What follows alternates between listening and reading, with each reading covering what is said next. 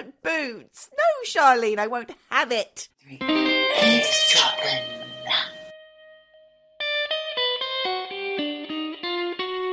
Hello, Michelle.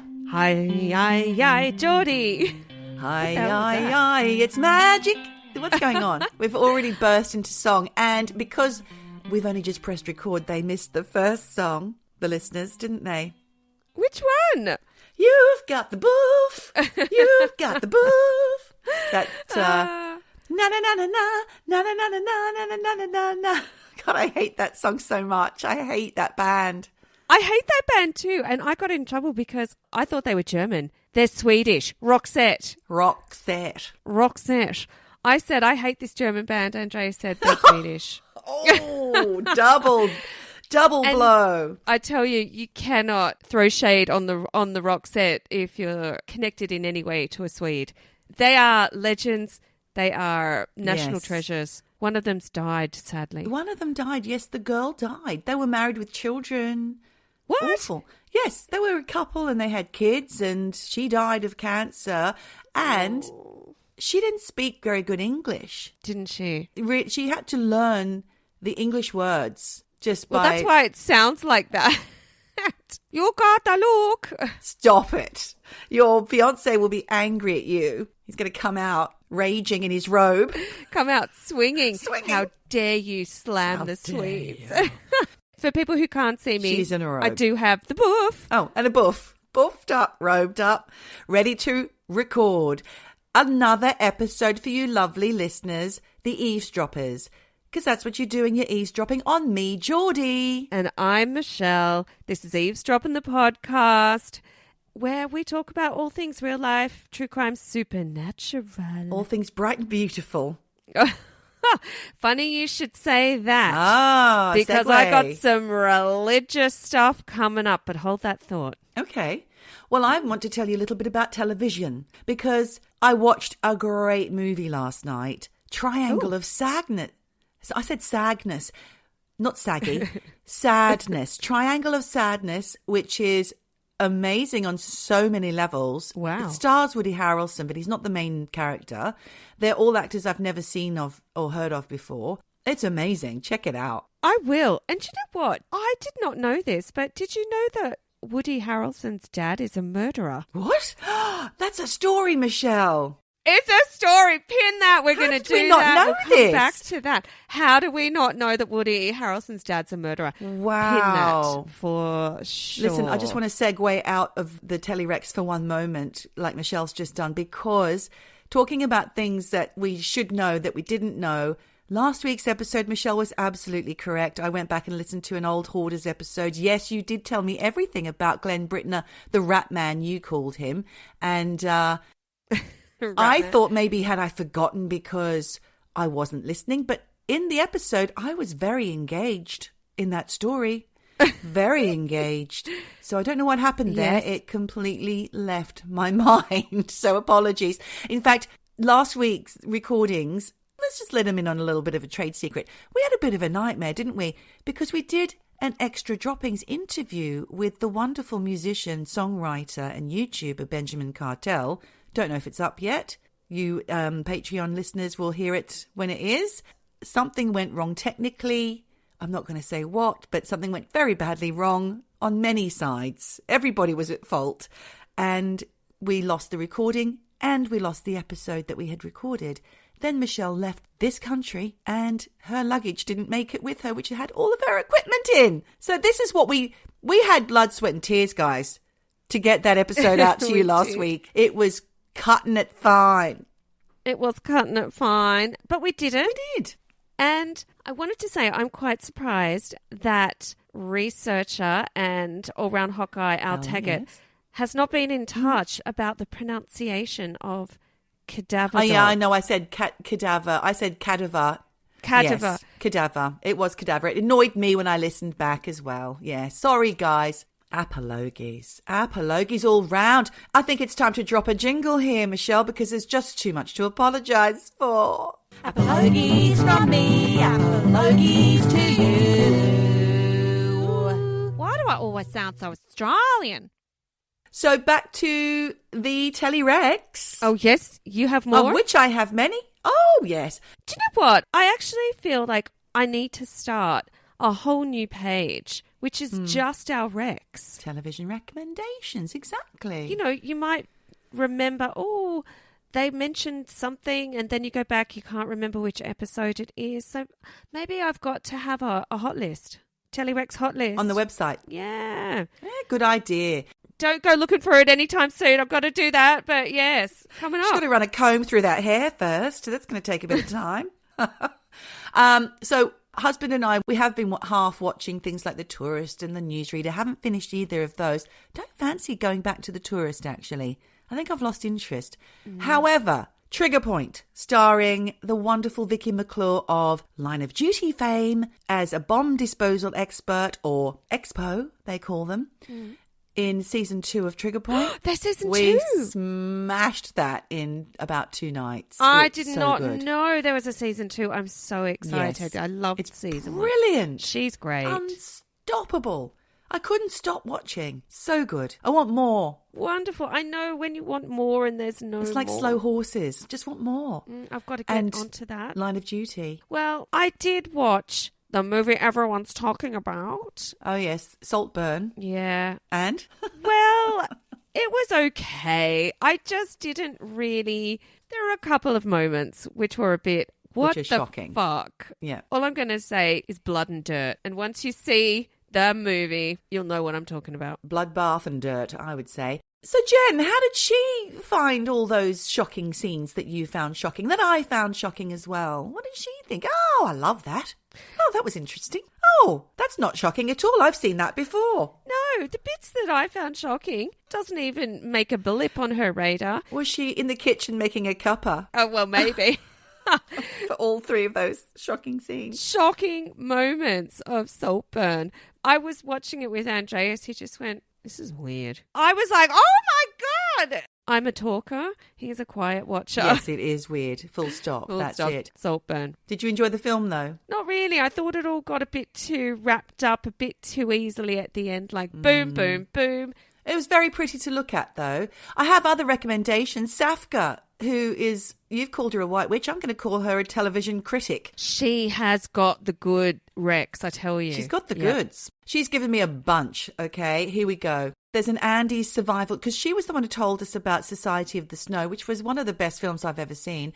There's a documentary of the survival of those guys called Who We Were on the Mountain, Okay. which is on Netflix. Also, the making of We Are the World, which she says she hates that song. I'm with you on that one, Safka.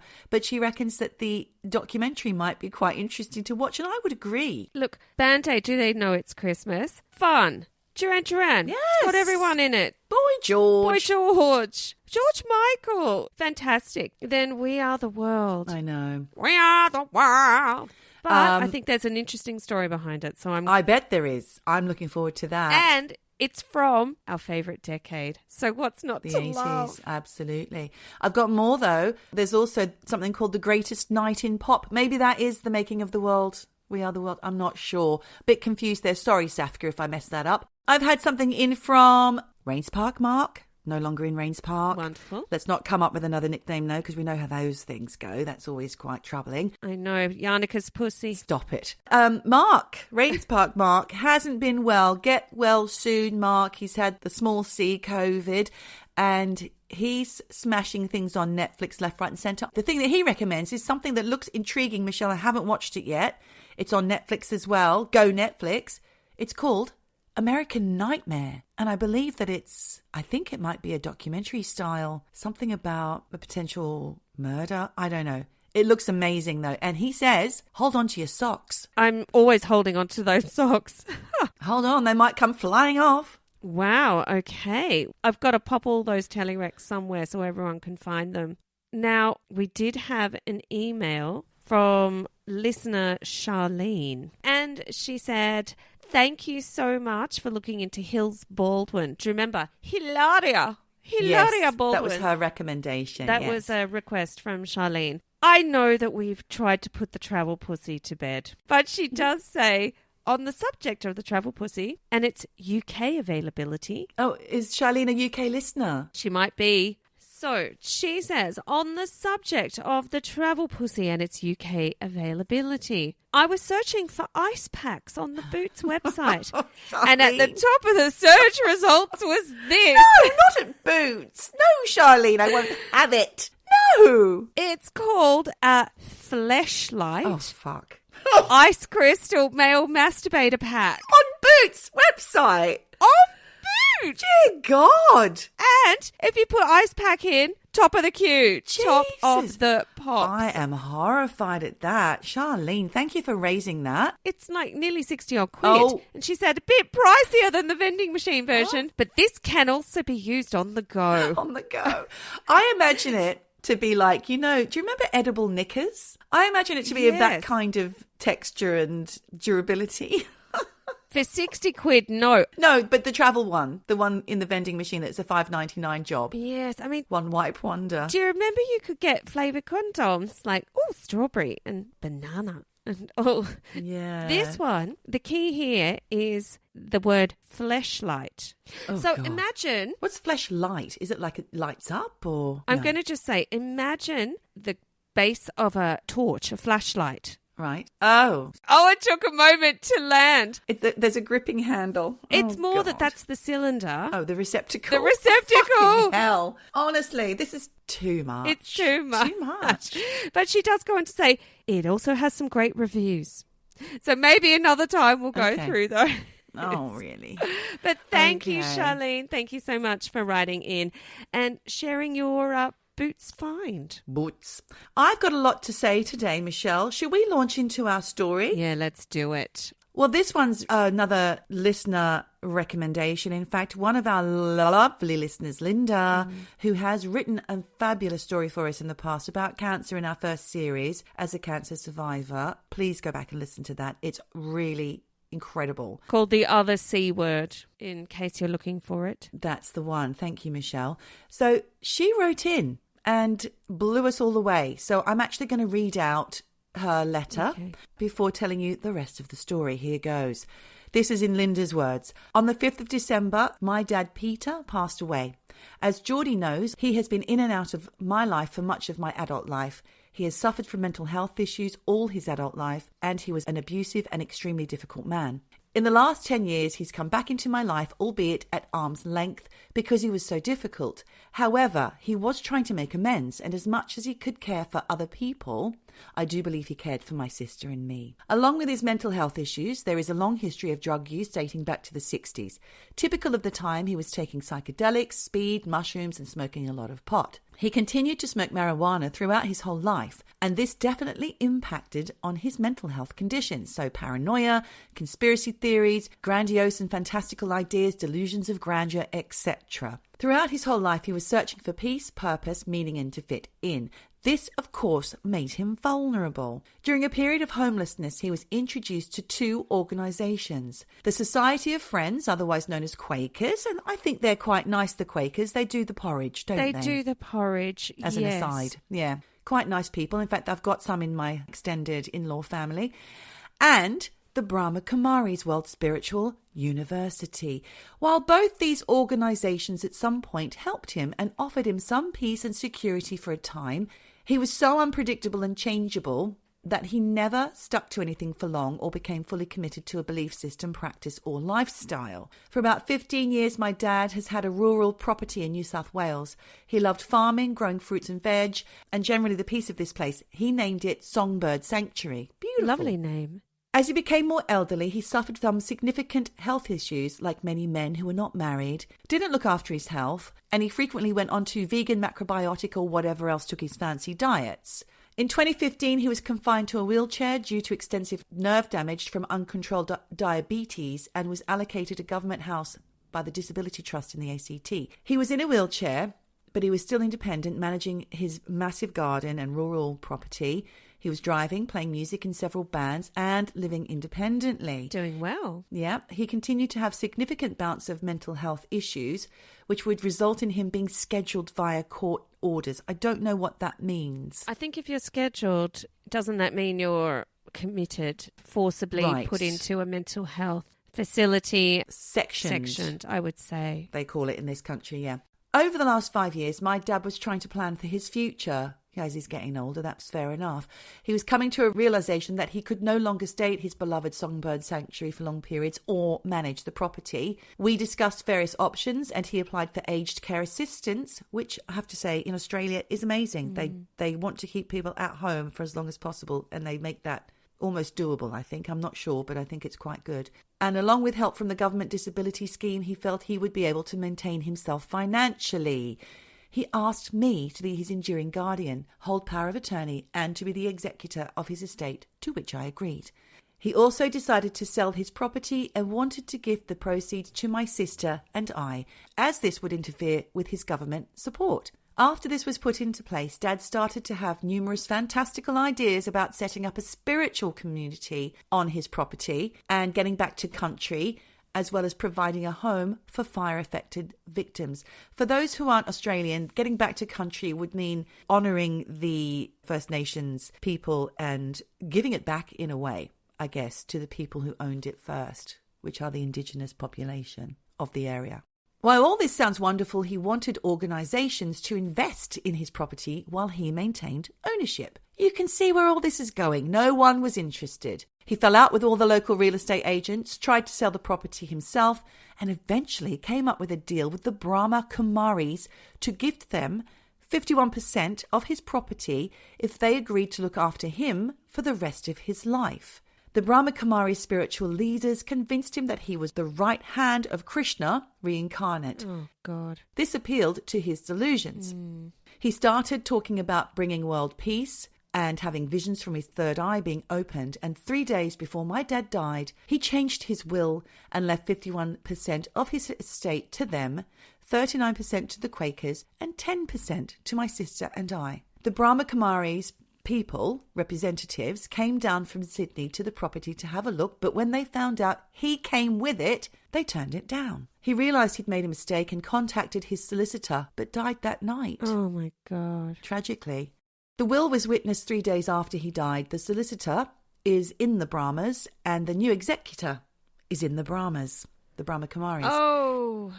So did they coerce a vulnerable person without the ability to make rational decisions? Thank you, Linda, for bringing that sad story to our attention. So I took a look at this Brahma Kumaris, and when I mentioned it to people, some of them were quite positive about them. They thought they were great. On the outside, they could look quite good. And let me tell you about them. They're a doomsday cult, number one. No. Fucking hell. Based on Hinduism. All right. Which means that they believe in the end of the world. But they home in on insecurities regarding the afterlife by presenting themselves as the only solution. So basically, only the Brahma Kumaris, or BK as I'll call them from now on, will escape doomsday and go to heaven. And the rest of the non-BK population will be punished severely. The date of this doomsday is close, they currently say, but no exact timings because actually previous dates have come and gone, Michelle. Of course. So there's been loads of failed predictions made between 1987 and 2008, and the original teachings also referred to a particular date in 1976, but they're all downplayed now because obviously didn't happen. Purity of the soul is a key element, and this tends to mean that even if you're married, you treat your wife as your sister, and celibacy is what they need to follow because basically anything impure like sex or anything, that's completely forbidden. So really they would rely on getting people in other ways, converting rather than obviously breeding people into the community. Because they won't be having sex and having babies. So the followers of BK say that the group provides security, which is what Linda's father was looking for, and safety in knowing that they will be happy once they die. The BKs tend to be focused on the individual, so they turn their backs on community, apart from their own, the BK community, which then isolates them due to their beliefs. And here is some of their beliefs. They think that the world is 5,000 years old. Neil would have something to say about this. Every 5,000 years, everything repeats itself. For example, this episode of the podcast happened 5,000 years ago. This is just a repeat. Oh, we're trying to get it better, or it's just an identical repeat? Just keeps going. Yeah, over and over. And that's why is the point of that? Well, that's possibly why Glenn the Rat Man made a second appearance. I don't know. Perhaps there was a glitch in the system. And these 4,000-year cycles are composed of 4 ages, made up of 1,250 years each. The Golden Age, the Silver Age, the Copper Age, and the Iron Age. Okay. I don't know what it means. I couldn't find out. So you start gold and you end iron, and iron is where the destruction occurs, which kills everyone on Earth, to cleanse it every 5,000 years. And the belief is that modern civilization will be destroyed by a global nuclear conflict and natural calamities combined. So a nice, devastating doomsday prediction. Okay. To fill you with fear. And keep you... On the straight and narrow. Yeah, on the straight and narrow. Wow. I'm getting cult vibes here. Cult vibes.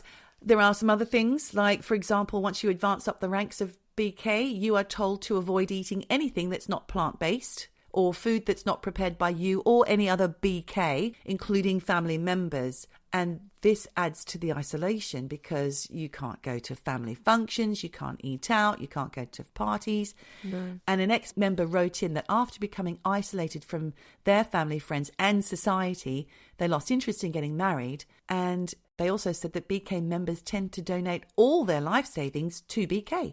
I know that you're nodding because you love plants and whatnot and you're a vegetarian, but they can't have garlic or onions. That's Buddhist, actually, because they're considered aggressive vegetables. And that's that. The spiritual foundation was established in Hyderabad in 1930 by Brahma Baba, who was a wealthy jeweler, and his real name was Dada Lekraj Kripalani, after he experienced multiple visions and spiritual encounters. In the 1930s, this is. Okay. He facilitated spiritual classes with a group of about 50 to 60 people. And as it was during partition, many of the men were away fighting, so it was mostly women and children who attended these meetings. They were originally called Om Mandli, and this was because they would chant Om together.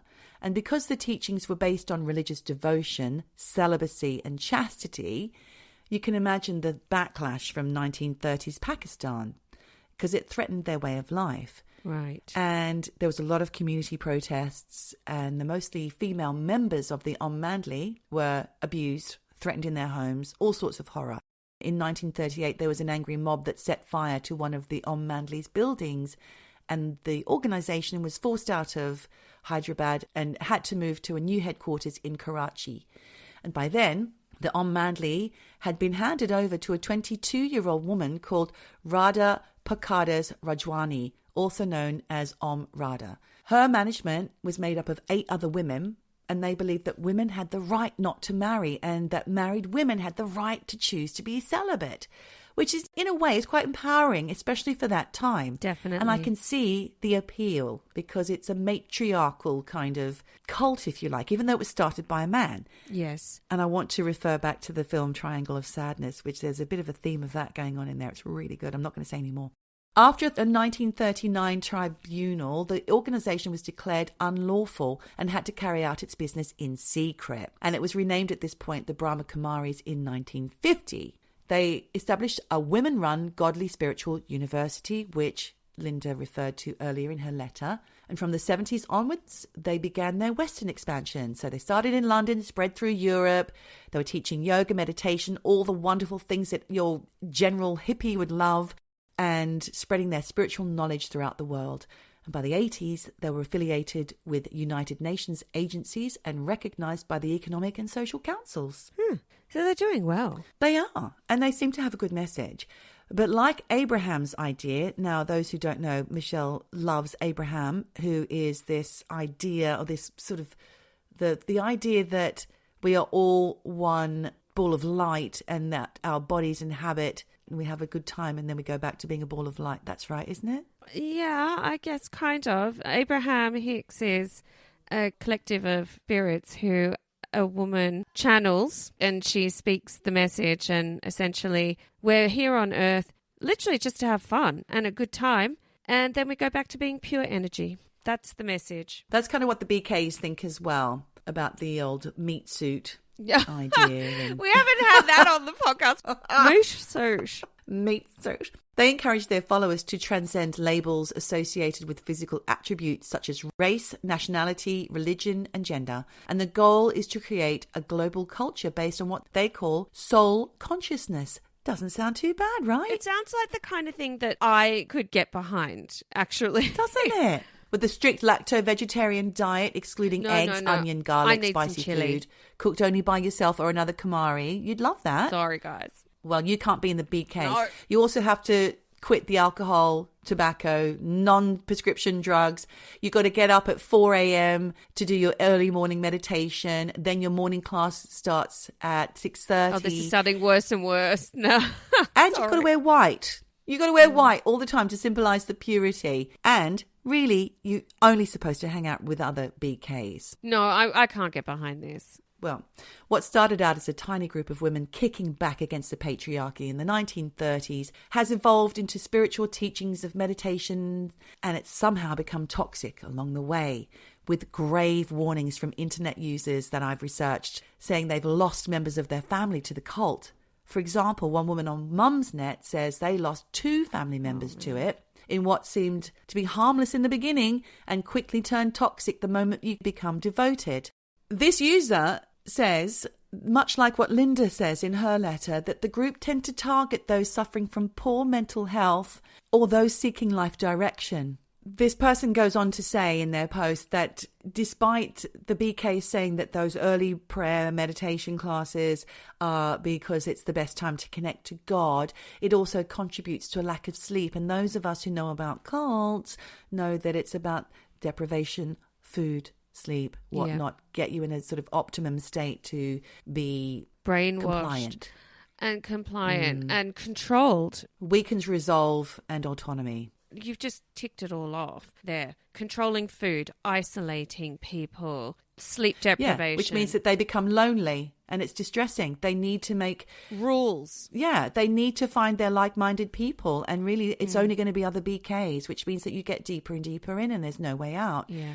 Despite daily readings of the Merlis, which is religious texts, hastens the indoctrination, and anything written that doesn't align with the teachings is palmed off as wrong, so basically fake news. The user writes, factually incorrect teachings have been found in the Merlis, however they have been continually rewritten by BKs over the years to take out anything that can be disproven. Right. For example, approximately every 30 years they believe the world will end, last one being 2012. When this doesn't happen, they push it forward another 30 years and have done so several times.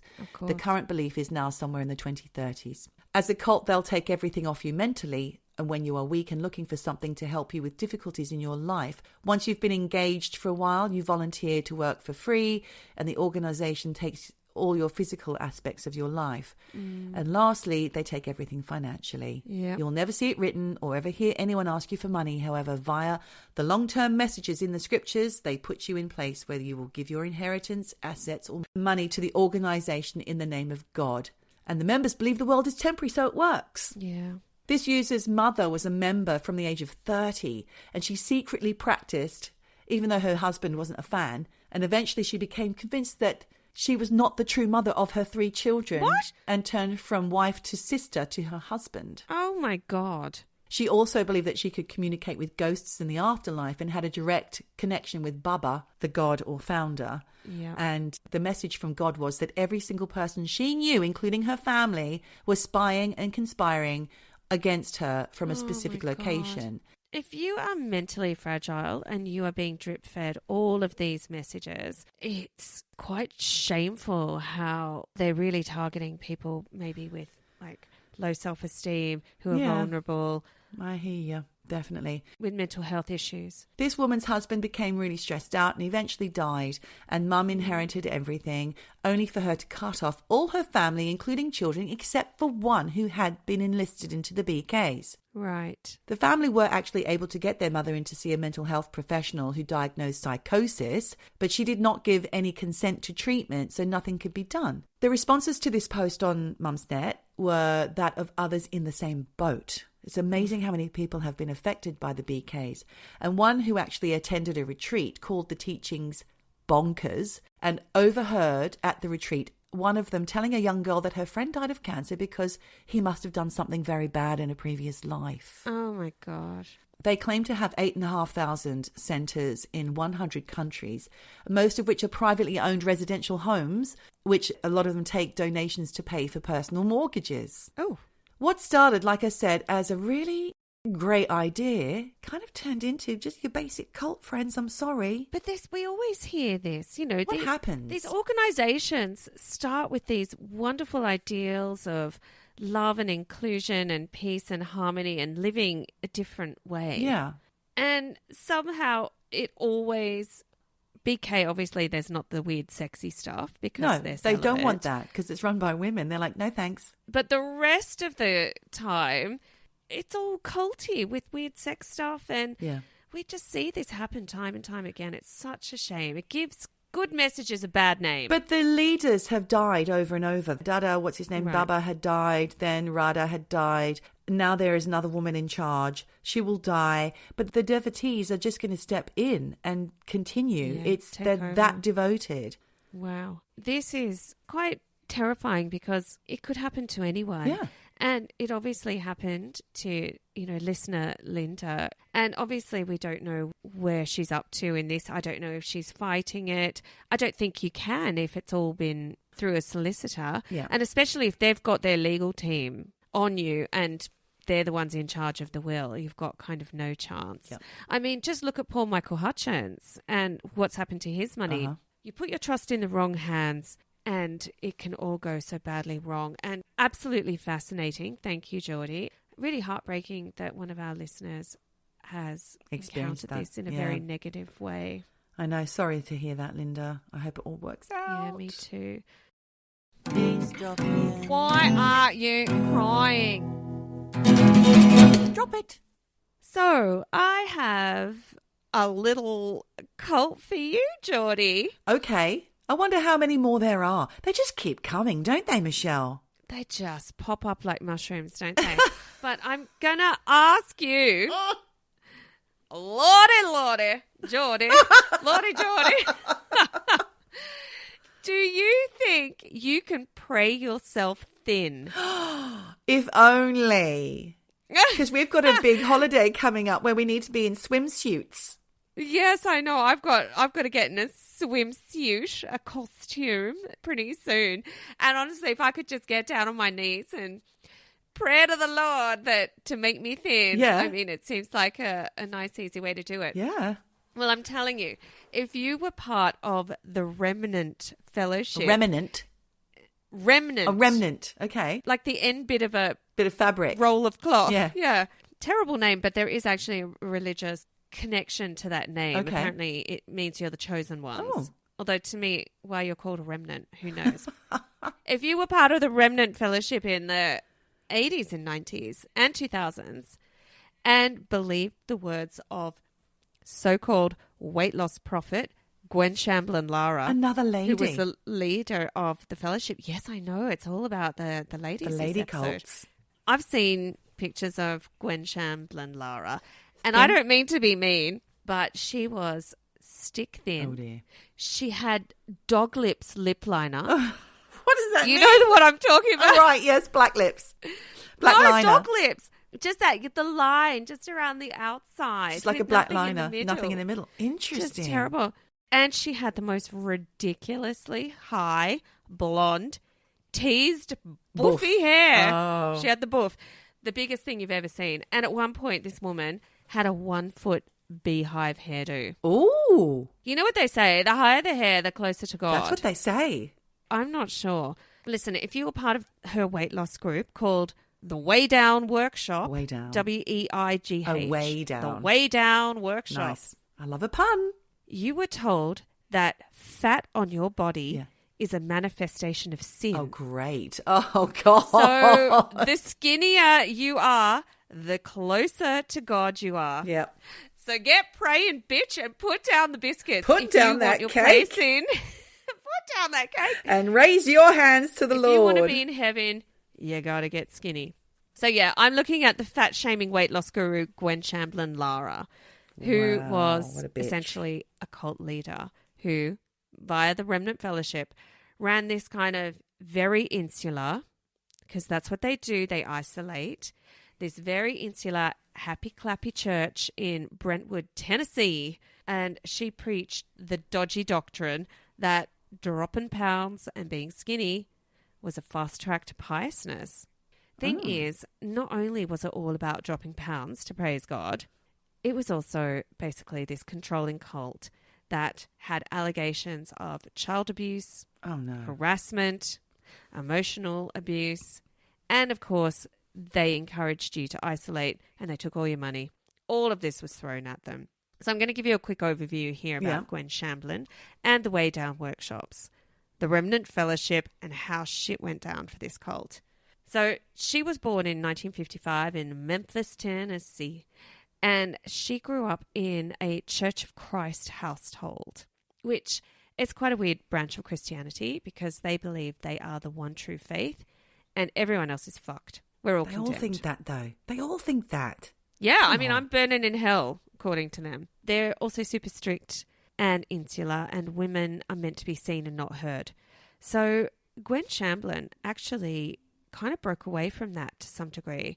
And I actually think she was a bit of a smart cookie, mostly because she found this niche, this weight loss niche, and she ran with it.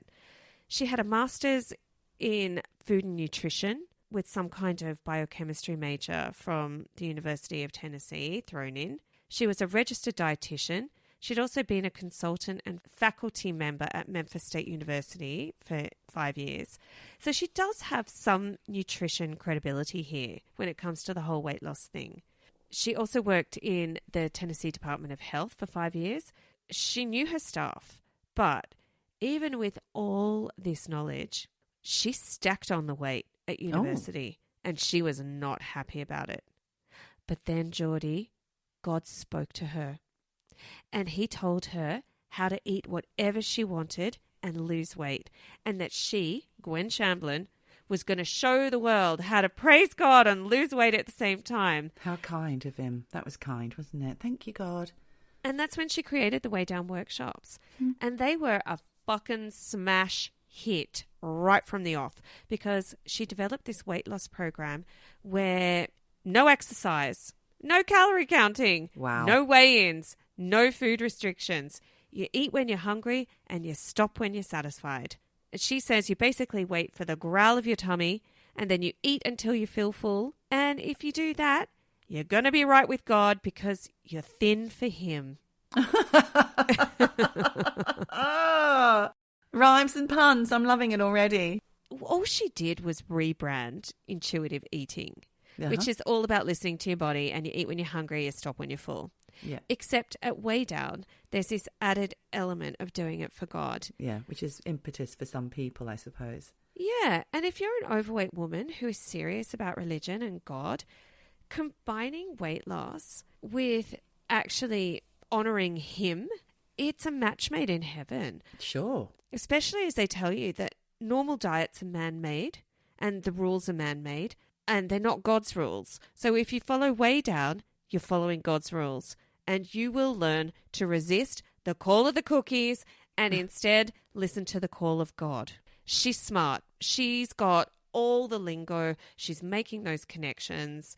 She says, God does not want you to be fat. And if you are, it means you are not a good servant of God. Mm-hmm. But if you follow Way Down, you'll get thin and you'll get salvation. This is a quote from Gwen Shamblin. She says, Way Down teaches you how to stop bowing down to the refrigerator and how to bow back down to him. And that's the gist of it. All of this is based apparently on a line in the Bible that says something like, I can't go to heaven until I lay down greed. So that's her credibility from the Bible. Look, her workshops were an instant hit, and her program and philosophy spread like the plague to churches and church congregations right across America. And she had more than 250,000 people rocking up to her workshops every week. She also wrote best-selling books about the Way Down diet. Really, her message was striking a chord with people. Stop obsessing about food and transfer that obsession to God. And if you do, she says you'll be able to stop right in the middle of that candy bar. Because if you focus your attention on God and prayer instead of the magnetic pull of the refrigerator, She says, it's amazing how free you'll feel. So does it work? Well, it worked for her. Well, I mean, yeah, she's stick fucking thin. I tell you, she actually looks sick in many of the photos. But yeah, a little bit in the beginning, it does work because essentially you're pretty much starving yourself. And if you're not losing pounds and you're in way down, you are then forced to fast in a super strict way where you don't eat anything at all. But obviously in the long run, you put it all back on as soon as you start eating like a normal person. And there is an HBO documentary series called The Way Down, W-A-Y, The Way Down, God, Greed and the Cult of Gwen Shamblin, which I did watch. It was okay. Not compulsive viewing, if I'm honest. But there are loads of overweight people talking about how Way Down ruined their lives because they thought they were going to weight loss classes, but they ended up in a cult. They ended up in a cult. My goodness. And look, these women aren't stupid, Geordie. Are they all women? No, I mean, there are a lot of men in the cult too. Okay. But a lot of the women were the ones that spoke on this documentary. Sure. And they're not stupid. They were just people who believed in God and was seduced by the Way Down workshops, which promised a way to lose weight that seemed easy. Remember, no exercise, no calorie counting. But it also felt meaningful for them because she'd melded it with religion. So you were doing something for yourself, but also something for God. You know, it offered kind of self-care spiritually and physically, at least in the beginning anyway. The early pictures of Gwen Shamblin Lara, she was attractive. She was gorgeous and she had the ear of God. She was thin, she was bubbly, she knew how to have a turn of phrase with God's messages. Yeah, quite the poster girl then. And after she started the Remnant Fellowship, what she offered was a way to lose weight and feel supported, not just with the weight loss program, but now within the Remnant community, where you would have babysitters and in-house homeschooling, legal services. Everything was contained within the Remnant Fellowship. You know, if that sounds too good to be true, it kind of was. Because, first of all, the weight loss didn't stick. But by the time you realised that, you were already sucked in. And Gwen knew it. Yeah. Which is why, in 1999, allegedly at the command of God, she set up Remnant, which was her own church that I already have talked about. And that moment is where things really sort of start to get fucked up because she not only claimed she could teach people how to get thin for God, she now claimed she knew how to help people break free from drugs, alcohol, cigarettes, overeating, overspending, the works. Everything. More than just telling you how to get thin for him, she was giving church members and Way Down attendees guidelines for life. And they were not good guidelines, Geordie. Okay, like what were they? Men were basically Christ. Women are meant to be submissive. And children must obey their parents. I mean, when I read that, I just thought, how could you even fucking take this woman seriously? It's really Stepford Wives. Yeah. But people did. And pretty soon, Gwen Shamblin, along with other church leaders, were controlling members' finances, their marriages, social media accounts, their contact with the outside world, and the church had a lot of money. And like I mentioned before, they could provide pretty much everything in-house. Doctors, dentists, schooling, childcare, legal counsel, beauty appointments, shopping, everything. You did not have to interact with the outside world, and they didn't want you to. It was this really self-sufficient remnant bubble. Obviously, we know that's a cult, and it's all about control and manipulation. Members of Remnant were constantly told that Gwen was the voice of God and that she shouldn't be questioned, and all they had to do was serve her if they wanted to serve God. In the documentary, there was this piano teacher. Basically, all her students were Remnant kids. When she kind of wanted to leave, they said to her, if you leave, you have no income, nowhere to live, no friends, no community, and she felt really trapped. But it still didn't drop for her that what she was in was a cult. She thought she was just at a church. Right. No one really realised it was a cult. And yet, if you watch the HBO documentary, so many people talk about how Gwen's weight loss teaching triggered eating disorders, mental health problems, depression, suicidal thoughts, self-harming. Oh, my God. Yeah, at the time they didn't see it. They just thought they were part of a church, doing God's work and dropping weight at the same time. Wow. But all they were really doing, Geordie, was lining Gwen's pockets because they were often working for free, doing everything for free, all for the good of the church. Unbelievable. And they were hurting their bodies in the process. Yeah. Because in the documentary, there's this one woman, Laura Alvarez, who was told that she needed to lose 4 pounds a week to be in God's good graces. Ugh. So she was put on a starvation diet, which allowed her to eat 10 bites of food per day. Oh, my goodness. Yep. And then every other month, she was forced to fast for the whole month with absolutely no food except for a few sips of broth per day. Oh, my God. What was happening to this poor girl? Well, she couldn't even stand up. So when she finally managed to get to a real doctor, not the doctors in Remnant, they told her that her kidneys were full of holes that were irreparable. And they said to her, your body ate away its own kidneys because that's what it does when you go through starvation. Oh, no. And hold that thought because No, I don't want to hold that. starvation is what she was Oh, peddling. And it was dodgy as fuck. And more than that, Gwen Shamblin loved to go on TV. Loved it. This one time, she went on TV and she compared her eating plan to what happened in Nazi concentration camps. I thought you were going to say that. Yep.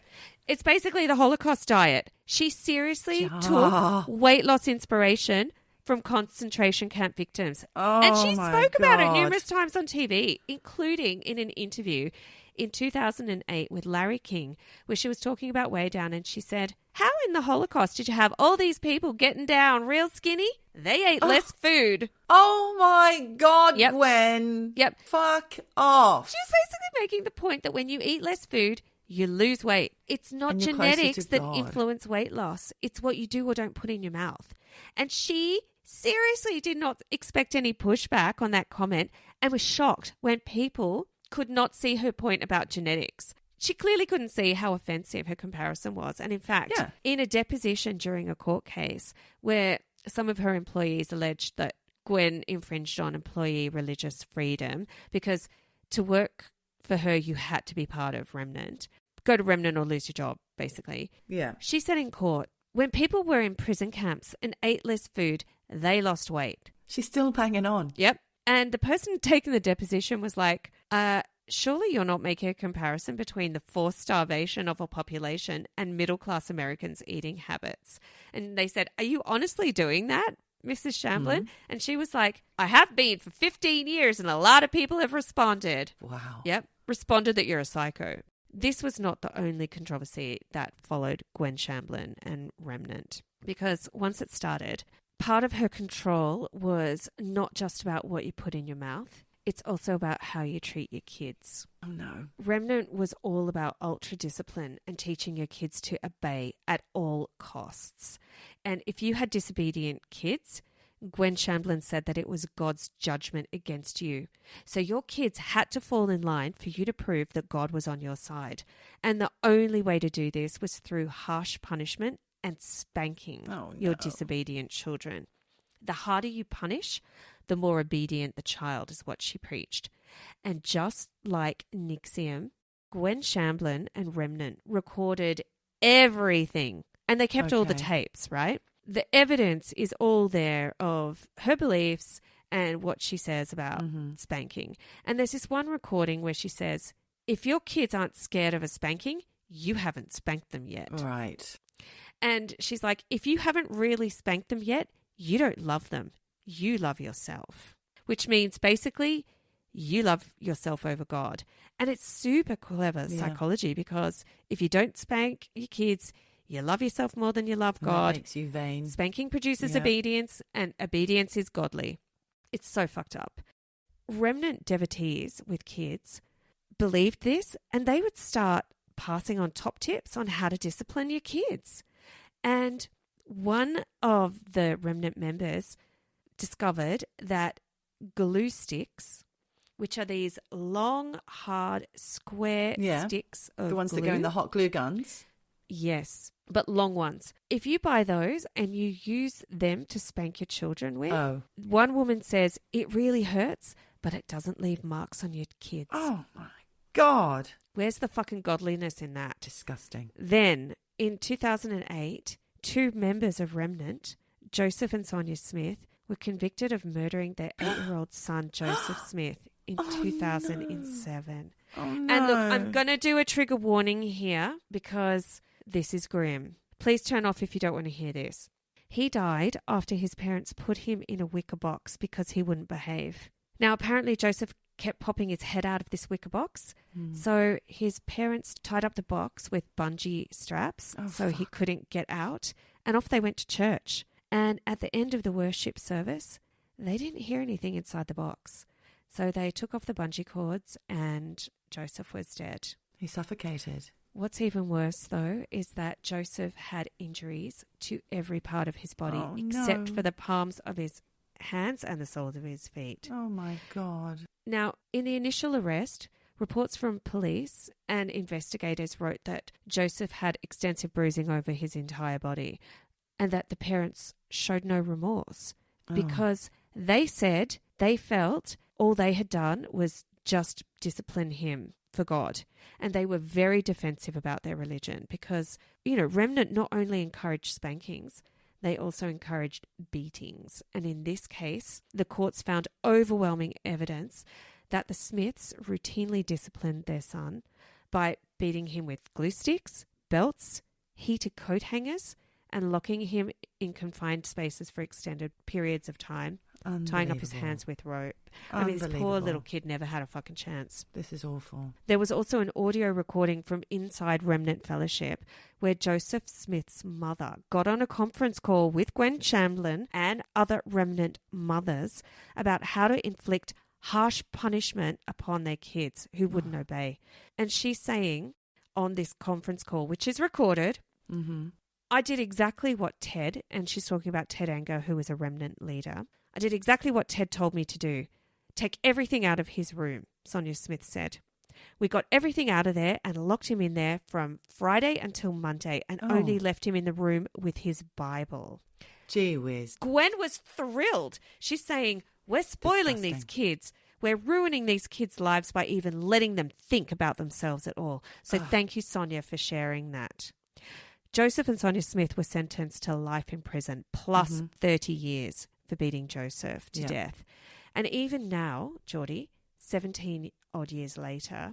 They're still non-remorseful. No, they're not remorseful. And the Remnant Fellowship is still trying to argue that Joseph died as a result of eczema, not child abuse. They are still denying that Remnant has anything to do with this and that Joseph basically scratched himself to death. That's what all the bruising was. Not even fucking joking. Is this cult still going? Is still active? Is she still around, Gwen? The cult is active. Gwen is not. Okay. Now, I told you Gwen looks kind of crazy. These are not my words. These are words of one survivor of Remnant. They said she looks like a strung out hooker. And she fucking does. Right? You got to see her. Gwen has 2 fucked up kids and an ex-husband who she divorced so she could marry a guy called Joe Lara, who was a B-grade actor who played Tarzan in telemovies. Right. And to be fair, he was gorgeous in an all-American way when he was young. But when he and Gwen hooked up, they both had way too much surgery and just looked weird. Okay. But essentially, after his Tarzan stints, he ended up being sort of a bit of a bum looking for a sugar mama, and he and Gwen were peas in a pod. He's an actor, so he was really good at playing Mr. Cult Leader, but it did not go down well because for decades Gwen had been telling women in Remnant and in Way Down to be submissive, to suck up their bad marriages, to deal with shitty husbands and just be obedient, subservient women. And then she went against everything she taught and got a divorce. People were fucking livid. Good. One rule for them, one rule for Gwen. As is always the case in a cult. Yes. But some might say Gwen got her karma when on May 29th in 2021, Gwen Shamblin Lara boarded a 1982 Cessna 501 private plane at the Smyrna Rutherford County Airport in Tennessee. And Tarzan, a.k.a. her husband, was believed to have been flying the plane to a We Are the People Patriots Day rally in support of former President Donald Trump in Florida. So. But not long after the plane took off, it crashed into Percy Priest Lake, killing everyone on board. Right. And the cause of the crash was most likely a mechanical failure, but there has also been speculation that Joe Lara fucked up behind the wheel and crashed the plane. And since then, Remnant has been chugging along. Wow. Without its charismatic leader. And her two kids, Elizabeth and Michael, were expected to take over, but they haven't because they both have some mental health issues. And in fact, Elizabeth's husband was in the plane, so she lost her husband that day. Remnant is still limping along, but no one knows for how long, especially because there has been a lot of heat on the church after the documentary aired on HBO. With all the accusations of it being a cult, with all the revelations of what happened to this poor kid who was beaten to death. That's horrific. It's got a lot of heat on it, but to answer your question, it is still going because there's a lot of money in that church. And they, like Scientology, have religious status. So they don't have to declare their money. They don't have to pay taxes. Remnant is still going. Way Down is still going. But Gwen Shamblin Lara, she went down. She went down. And I was going to say RIP, but you know what? It's not rest in peace. I almost feel like it's rot in peace. Oh, wow. Lives ruined. Lives ruined. A small child died. It's horrific. I hate that. And what really shocks me, Michelle, is the fact that it's still going. And people are still on board with this shit. They're brainwashed. They're brainwashed, Geordie. It's a cult. All those Remnant people are brainwashed. That's it. And they recruit. They are recruiting. And is the message still about losing weight? That's still in there for sure. Well, they get you any way they can. They get you any way they can. You know, it's multifaceted. They are their own church. And there is actually in the documentary this whole side story about a family who'd lost their daughter to Remnant. Yeah. And she's still part of the cult. She's having kids. You know, they want kids in the cult. Right. They want to be teaching the new generation. Horrific. Well, scary stuff. I'd rather be fat and free and happy and uncontrolled with uncontrolled eating. Give me the champagne and the cookies. I don't need to be thin for him. No. Watch out, people. Although it would be nice to have, you know, to be able to fit into a few nice frocks when we go to Santorini. We can do that. And if not, you know what? I'll just wear a one piece. Yes, I will be wearing a one piece. I'll never wear a two piece again. I've still got all my bikinis. Not sure I can fit into those anymore. Oh, give them a go. Give them a go. And do you know what? At the end of the day, who fucking cares? Yeah. You know, it's about who you are on the inside, not what you look like on the outside. Yes. A little bit of both. But it is the way that the cults, no matter if it's BK, Way Down, Remnant, whatever, that's how they get you. Well, we're not going to get you. Because all we do is we just chit-chat. It's just a chitty-chatty time, as you well know, Michelle. So that chitty-chatty time has come to an end. Yes. And it's time to say... wherever you are. Oh, whatever you do. Just keep eavesdropping. Eavesdropping. Eavesdropping. Dropping. Eavesdropping. Dropping. Eavesdropping. Eavesdropping. Dropping. Dropping.